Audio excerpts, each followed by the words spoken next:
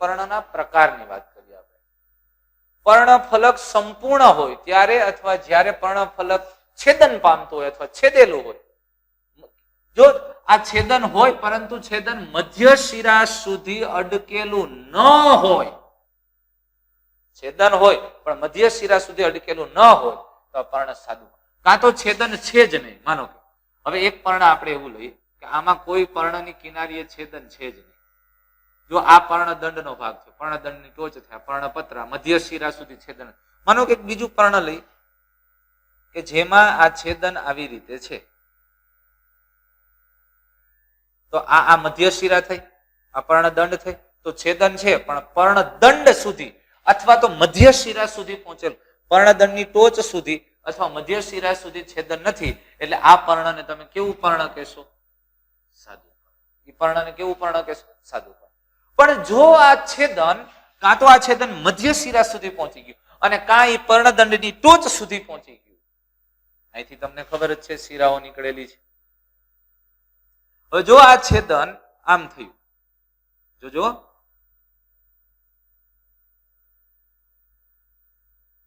હવે આ છેદન અહીંયા સુધી પહોંચી જશે, અહીંયા સુધી, આમ અહીંયા, એટલે આમ થવા મળશે ને પર્ણ.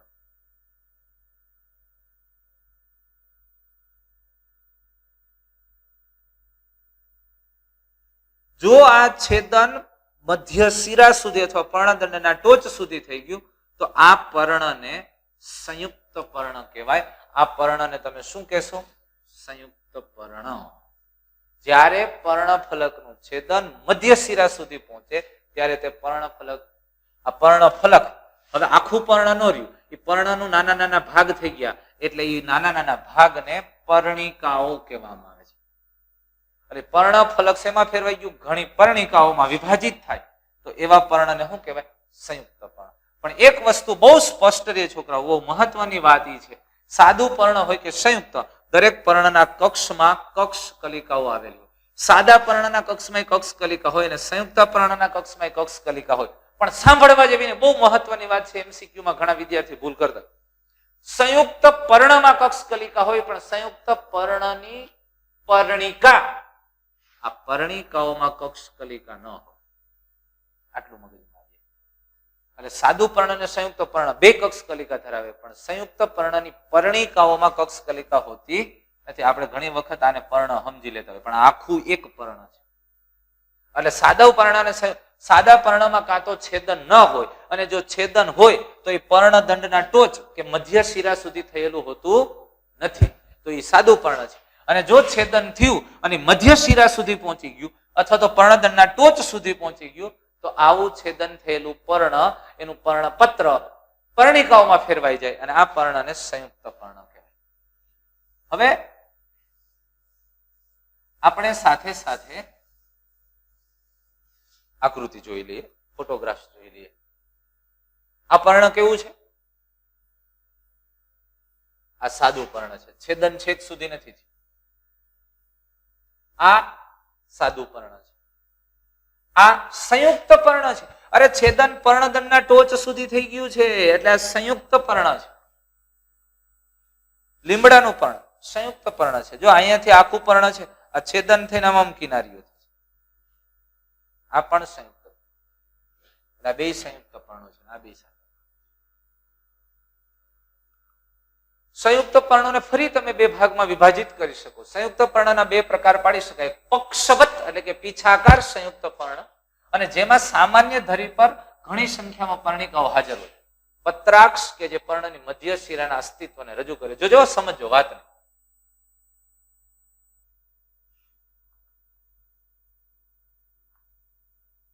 કેવી રીતે?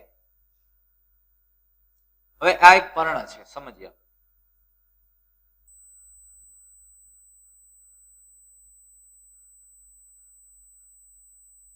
આ પર્ણ ખરેખર આવું પર્ણ હોય અને આમાંથી શાખા. હવે આની પર્ણ કિનારીઓનું છેદન છે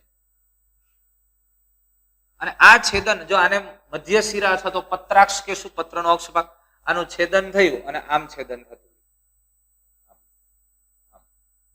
અહીંયા છેદન થતું જાય અને છેદન ક્યાં સુધી પહોંચી ગયું? પત્રાક્ષ સુધી, મધ્ય શિરા સુધી. એટલે આમ થાય. જો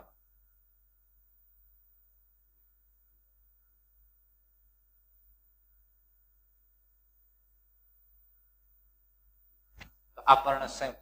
આવા પર્ણને પીછાકાર પર્ણ કહેવામાં આવે. પીછા જેવી રચના છે એટલે પીછાકાર અથવા પક્ષવત સંયુક્ત પર્ણ કહેવામાં આવે. અને એક જ પર્ણ ઉપર ઘણી બધી પર્ણિકાઓની હાજરી જોવા મળે એટલે એનું પર્ણફલક છે આમાં વિભાજિત થઈ ગયું. પર્ણની મધ્ય શિરાના અસ્તિત્વને અહીંયા રજૂ થાય છે સ્પષ્ટ રીતે.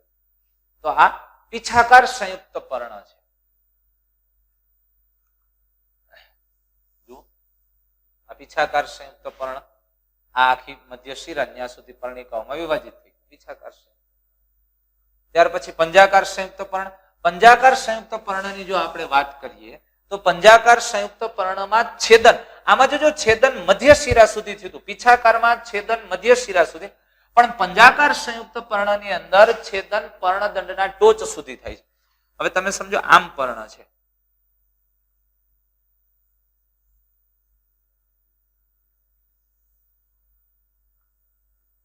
આ પર્ણદંડનો ભાગ છે.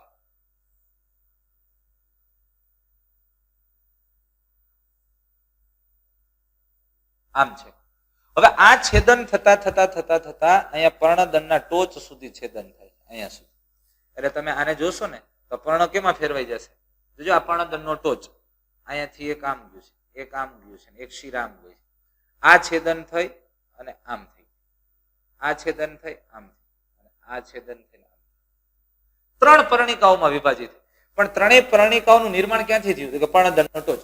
એટલે પર્ણપત્ર અથવા પર્ણફલક ક્યાં સુધી છેદન પામ્યું? તો કે પર્ણદંડના ટોચ સુધી. તો અથવા તો જ્યારે પર્ણિકાઓ પંજાની માફક ગોઠવાયેલી છે તો એને પંજાકાર કહે, અથવા તો જે પર્ણફલકનું છેદન પર્ણદંડના ટોચના બિંદુ સુધી થાય છે તો એને આપણે પંજાકાર સંયુક્ત પર્ણ કહેવાય. તો પંજાકાર સંયુક્ત પર્ણ, તેની આકૃતિ જોવી હોય અથવા તો એનો ફોટોગ્રાફ આપણે જોવો હોય તો જોઈ શકીએ. આ પંજાકાર સંયુક્ત પર્ણ. છેદન ક્યાં સુધી થયું? પર્ણદંડના ટોચ સુધી. એટલે એને પંજાકાર સંયુક્ત પર્ણ કીધું. વાસ્તવિક રીતે બીજું આના પ્રકાર હજુ વધારે પાડી શકે. પીછાકાર સંયુક્ત પર્ણ. હવે પર્ણ વિન્યાસ ભણીએ એ પહેલા હું તમને પીછાકાર સંયુક્ત પર્ણના અને પંજાકાર સંયુક્ત પર્ણના પ્રકાર કીધું. એક પીછાકાર સંયુક્ત પર્ણ, જો આ મુખ્ય પત્રાક્ષની શાખા ઉપર સીધી પર્ણિકાઓ ગોઠવાયેલ હોય તો આને એક પીછાકાર સંયુક્ત પર્ણ કહેવાય. દ્વિપીછાકાર સંયુક્ત પર્ણ, આ મુખ્ય અક્ષ છે પત્રાક્ષ, એની દ્વિતીય ક્રમની શાખાઓ છે અને દ્વિતીય ક્રમની શાખાઓ ઉપર જ્યારે આવી રીતે પર્ણિકાઓ ગોઠવાયેલ હોય તો આને દ્વિપીછાકાર સંયુક્ત પર્ણ કહેવાય. આનું ઉદાહરણ તમે લઈ શકો આવડ, અને એક પીછાકારનું ઉદાહરણ લઈ શકો તમે બાવળ. આ દ્વિપીછાકાર આખું પર્ણ છે, એની મુખ્ય પત્રાક્ષ અથવા તો જે મધ્ય શિરાની દ્વિતીય ક્રમની શાખા પર પર્ણિકાઓ ગોઠવાયેલી એટલે એને દ્વિપીછાકાર. અરે બહુ પીછાકાર સરઘવાનું જોજો, આ દ્વિતીય ક્રમની શાખાઓ પછી તૃતીય ક્રમની શાખાઓ, અને તૃતીય ક્રમની શાખાઓ ઉપર પર્ણિકાઓ ગોઠવાયેલી હોય તો આને બહુ પીછાકાર સંયુક્ત પર્ણ કહેવાય. આ તમારી સરઘવો હોય ને, સરઘવો તો ખાવ છો ને, તો સરઘવાના પર્ણો ક્યારેક જોજો એ બહુ પીછાકાર સંયુક્ત પર્ણ હોય. જ્યાં જ્યાં ક્યાંય હવે વનસ્પતિના બાજુમાં જાય ને તો થોડુંક ઓબ્ઝર્વેશન કરજો પ્રોપરલી. બહુ પીછાકાર છે. બાવળ એક પીછાકાર છે, આવડની અંદર દ્વિપીછાકાર છે, બહુ પીછાકાર છે. તો આમ પીછાકારના આ પ્રકાર છે. એવી જ રીતે પંજાકારમાં તો એમાં એક પર્ણી પંજાકાર, દ્વિપર્ણી પંજાકાર, એક પર્ણી. લીંબુનું પર્ણ તમે જોજો તો લીંબુનું પર્ણ એક પર્ણી પંજાકાર છે. એનું પર્ણફલક છે ને એનું આવી રીતે એક જ મુખ્ય પર્ણિકા બને, એક મુખ્ય પર્ણિકા સર્જાણી એટલે એને એક પંજાકાર સંયુક્ત પર્ણ કહેવાય. લીંબુ. દ્વિપર્ણી ઈંગારિયો, એનું આખું પર્ણફલક બે પર્ણિકાઓમાં વિભાજિત થાય. દ્વિપર્ણી. અને બે થી વધુ પર્ણિકાઓમાં વિભાજિત થાય તો એને બહુપર્ણી કહેવાય. દાખલા તરીકે બીલીપત્ર, બીલીપત્રમાં 3 હોય ને બીલી. તો આમ એક પર્ણી પંજાકાર, દ્વિપર્ણી પંજાકાર અને બહુપર્ણી પંજાકાર પર્ણ આ સંયુક્ત પર્ણના પ્રકાર છે. પણ આપણી ટેક્સ્ટમાં મુખ્ય બે પ્રકાર આપણને કીધા છે. એ બે પ્રકાર છે પીછાકાર સંયુક્ત પર્ણ અને પંજાકાર સંયુક્ત પર્ણ. પર્ણ વિન્યાસ. અરે વિન્યાસ કોને કહે? જો શિરાઓની ગોઠવણી ને શિરા વિન્યાસ, વિન્યાસ એટલે ગોઠવણી. કોની ગોઠવણી ભાઈ? પર્ણની ગોઠવણીને પર્ણ વિન્યાસ કહેવામાં આવે છે. તો વનસ્પતિના પ્રકાંડ કે શાખાઓ પર પર્ણની ગોઠવણીને પર્ણ વિન્યાસ કહેવાય. અને પ્રકાંડ કે તેની શાખા પર પર્ણની ગોઠવણી, જે સામાન્ય રીતે તમને 3 પ્રકારે જોવા મળે. એકાંતરિત, એક પેલો પ્રકાર એકાંતરિત, બીજું સન્મુખ અને ત્રીજું ભ્રમિરૂપ. એકાંતરિત પર્ણ વિન્યાસ કોને કહેશે? જો ત્યાં દરેક ગાંઠ ઉપરથી એક પર્ણ, આપેલી ગાંઠ ઉપરથી એક પર્ણ અહીંયા છે તો બીજું અહીંયા છે, ત્રીજું આમ છે. એક ગાંઠ ઉપર એક, બીજી ગાંઠ ઉપર બીજું. એકાંતરિત પર્ણ વિન્યાસ. અહીંયા એક તો બીજું પર્ણ અહીંયા હોય, ત્રીજું આમ. અને એકાંતરિત પર્ણ વિન્યાસ કહેવામાં આવે. તો એક ગાંઠ ઉપરથી એક જ પર્ણ વિકસે છે. જાસૂદ, રાય, સૂર્યમુખી વગેરે. જોઈએ આપણે એની આકૃતિ. જુઓ, આ ગાંઠ ઉપરથી અહીંયા પર્ણ ઉત્પન્ન, આ બીજું આ બાજુ, ત્રીજું આમ, ચોથું આમ. ઘણી વખત તો આમ સર્કલમાં ઉત્પન્ન થતા હોય, સ્પાઇરલ શેપમાં. એક પેલી ગાંઠ ઉપરથી અહીંયા પર્ણ ઉત્પન્ન, જો આ બાજુ મારી છે, તો બીજી ગાંઠ ઉપરથી અહીંયા, ત્રીજી ગાંઠ ઉપર તમારી છે, ચોથી ગાંઠ ઉપર પાછું અહીંયા આમ રાઉન્ડ માં લીધું, ઉપર ઉપર ઉપર. પણ એક ગાંઠ ઉપરથી એક જ પર્ણ ઉત્પન્ન, એટલે એને એકાંતરિત પ્રકાર કીધો છે. હવે બીજો પ્રકાર આપણે કેવો કીધો પર્ણ વિન્યાસનો? તો કે સન્મુખ. વાતને સમજો, સન્મુખ પર્ણ વિન્યાસ. અરે એક ગાંઠ ઉપરથી ઉદ્ભવતા પર્ણ જ્યારે સામ સામે ઉત્પન્ન, સન્મુખ. સન્મુખ હામ સામે આવે. લગ્ન થાય ત્યારે વર ને કન્યા નો હામ સામે બેઠા હોય એમ. આ એક પર્ણ એક તરફ, તો બીજું પર્ણ છે એ બીજી તરફ છે. એક જ ગાંઠ ઉપરથી સામ સામે પર્ણ ઉત્પન્ન થાય તેને સન્મુખ પર્ણ વિન્યાસ કહેવાય. અને એનું બેસ્ટ ઉદાહરણ જામફળ. જામફળી છે એની ડાળીમાં જોજો આમ સામ સામે પર્ણ ઉત્પન્ન થાય છે, આખમ પટ્ટો છે. પણ આંકડાની અંદર તમે જોજો તો સન્મુખ હોય, આને સન્મુખ કહેવાય. પણ એમાં સન્મુખ ચતુષ, સન્મુખનો બીજો પ્રકાર. એક પ્રકાર આપણે આપણી ટેક્સ્ટમાં નથી આપ્યો, પણ જરા યાદ કરી લઈએ. એક પ્રકાર સન્મુખ આચ્છાદિત. આ એક પર્ણ છે ને બીજી ગાંઠ ઉપરથી એની ઉપર જ પર્ણ ઉત્પન્ન થાય તો એને સન્મુખ આચ્છાદિત કહેવાય. પણ જુઓ, આ એક ગાંઠ છે, ત્યાંથી પર્ણો આમ સામ સામે ઉત્પન્ન થયા એટલે સન્મુખ તો કહેવાય જ. પણ બીજી ગાંઠ ઉપરનું એક પર્ણ છે એ આ બાજુ બહાર આવે, બોર્ડની બહાર, અને બીજું પર્ણ છે બોર્ડની અંદર, એટલે એ બોર્ડની પાછળ જાવ તો તમને દેખાય, એટલે આમ. તો આને સન્મુખ ચતુષ કહેવાય. ચોકડી પડે, જોજો, બે પર્ણ આમ, બે આમ. એટલે એક ગાંઠ ઉપરના પર્ણો આમ છે તો બીજી ગાંઠ ઉપરના આમ, એટલે આમ ચોકડી પડે, એટલે એને સન્મુખ ચતુષ કહેવામાં આવે છે. અને ત્રીજો પ્રકાર છે ભ્રમિરૂપ. ભ્રમિરૂપ, અરે ભાઈ પ્રકાંડની એક જ ગાંઠ ઉપરથી વધારે પર્ણો ઉત્પન્ન થાય છે. અરે સપ્તપર્ણી, એક જ ગાંઠ ઉપરથી 7 પર્ણો ઉત્પન્ન થાય એટલે સપ્તપર્ણી કીધું. તો આમ સામાન્ય રીતે ભ્રમિરૂપ પર્ણ વિન્યાસ, એક જ ગાંઠ ઉપરથી એકથી વધારે સપ્તપર્ણી છે, ક્રોટોન છે, એ ભ્રમિરૂપ પર્ણ વિન્યાસ ધરાવે છે. તો એના ફોટોગ્રાફ દ્વારા આપણે સમજવાની ટ્રાય કરીએ તો જુઓ, આ સન્મુખ ચતુષ છે. બે પર્ણ આ બાજુ આ ગાંઠેથી, પર્ણો સન્મુખ છે, સામ સામે છે, બે આમ છે, બે આમ છે, બે આમ છે, એટલે આને સન્મુખ ચતુષ કહેવામાં આવે છે. એક જ ગાંઠ ઉપરથી એકથી વધુ પર્ણો ઉત્પન્ન થાય છે એટલે આને ભ્રમિરૂપ છે. આ રોઝેટ, ગુલાબવત, ગુલાબની પાંખડીની જેમ સર્જાય છે એટલે એને રોસેટ પ્રકાર. તો આમ પર્ણ વિન્યાસના પ્રકાર આપણે જોયા. એકાંતરિત, સન્મુખ અને ભ્રમિરૂપ એ મુખ્ય પ્રકાર. સન્મુખમાં સન્મુખ આચ્છાદિત જામફળમાં, અને સન્મુખ ચતુષ જે આંકડાની અંદર જોવા, અને ભ્રમિરૂપ પર્ણ વિન્યાસ સપ્તપર્ણી અને એમાં જોવા. પર્ણના રૂપાંતરણ. પર્ણનું મુખ્ય કાર્ય તમને ખબર યાર, પ્રકાશ સંશ્લેષણનું એનું મુખ્ય કાર્ય છે. તો આ ઉપરાંત ઘણીવાર પ્રકાશ સંશ્લેષણ કરવા ઉપરાંત અન્ય કાર્યો રજૂ કરવા માટે પર્ણ રૂપાંતરિત થાય છે. અરે ભાઈ કયું રૂપાંતરણ છે? તેઓ આરોહણ માટે સૂત્રો ધરાવે. હવે જોજો, પર્ણનો ભાગ કેટલા? પર્ણમાં પર્ણ ફલક હોય, પર્ણ દંડ હોય, ઉપપર્ણો હોય, પર્ણ તલ. આનો કોઈ પણ ભાગ જો સૂત્રમાં ફેરવાય ને તો એ આરોહણ માટેનું રૂપાંતર. આરોહણ ચડવા માટે. હવે હું તમને સિમ્પલ વાત કરું. દાખલા તરીકે સ્માઇલેક્સ ની વાત કહું તો સ્માઇલેક્સ જેવી વનસ્પતિનું પર્ણ છે એ પર્ણનો ભાગ એના ઉપપર્ણો છે ને, ઉપપર્ણ પર્ણ સૂત્રમાં ફેરવાય. લ્યો, આ સ્માઇલેક્સ ના પર્ણ ફલક નહીં પણ એનું ઉપપર્ણ પર્ણ સૂત્રમાં ફેરવાય છે એટલે એ આરોહણ માટેનું રૂપાંતરણ છે. એવી જ રીતે તમે વટાણા જેવી વનસ્પતિનું પર્ણ લ્યો તો એની અંદર સંયુક્ત પર્ણ હોય અને એની અંદર આવી પર્ણિકાઓ આવેલી છે. તો એમાંથી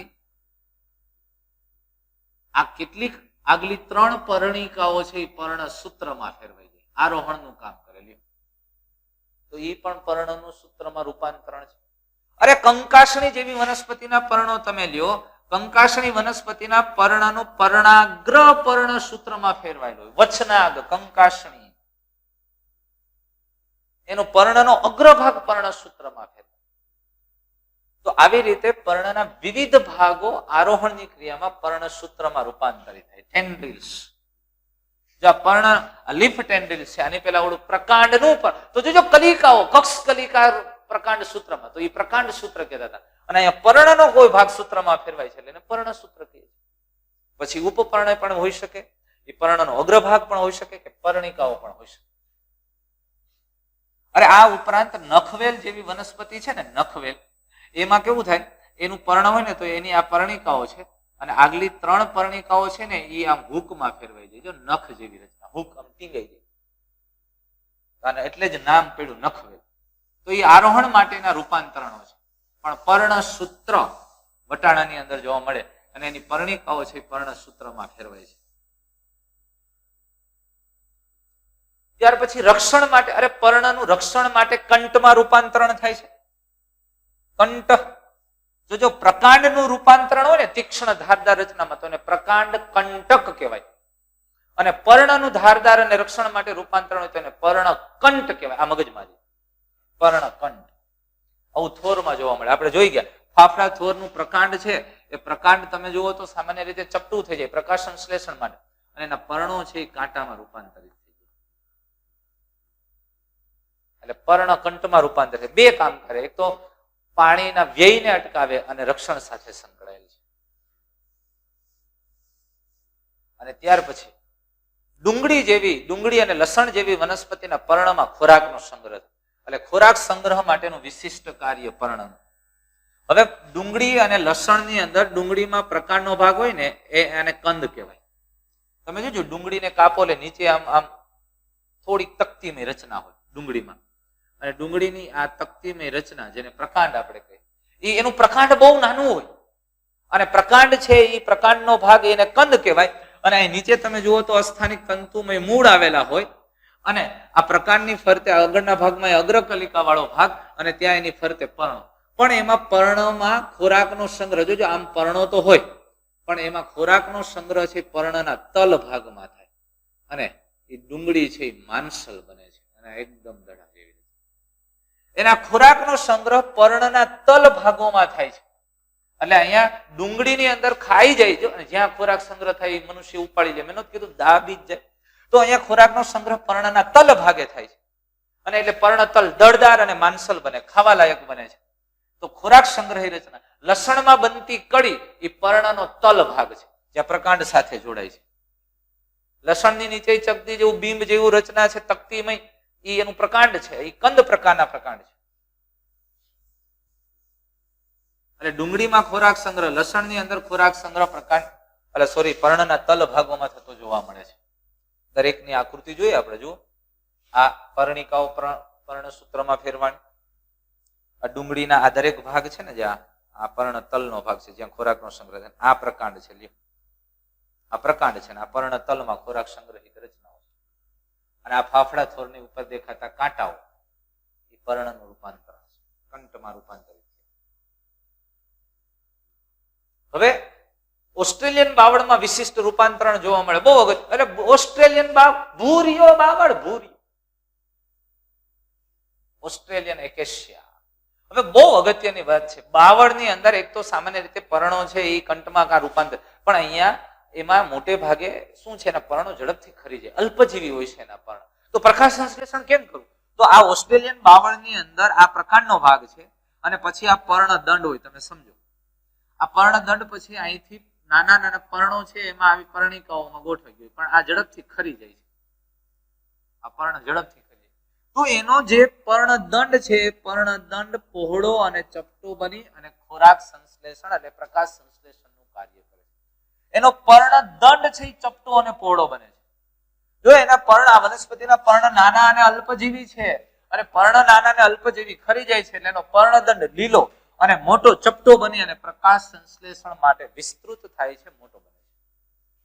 આ ઓસ્ટ્રેલિયન બાવળની અંદર એટલે મુખ્યત્વે પ્રકાશ સંશ્લેષણનું કાર્ય કોનું છે?